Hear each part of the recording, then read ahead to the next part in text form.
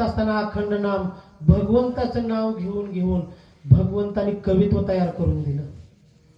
एक दैवयोग आला, भगवंताला मळ्यामध्ये भक्ती करायला आवड नाही गेलं म्हणून दैवयोगाने माझ्यावर आळ आला, प्रसंग आणला भगवंताने. 2 महिने जेलमध्ये फिरलो. कुठं? जेलमध्ये. तिथं सुद्धा सहन झालं नाही देवाला. बदामाच्या पानावर 28 अभंग लिहून आणले. तिथं जीवनामध्ये रामकथा सांगितलं असेल तर बंदीखान्यामध्ये 28 अभंग बदामाच्या पानावर लिहून आणले. त्याच्यामध्ये 151 अभंगामध्ये भगवंत जर तुम्हाला भाजा लागला, देव झाला पाठीमोरा, नाना विघ्ने येते घरा. देव जर रागावला का नको त्या गोष्टी घरामध्ये येतात.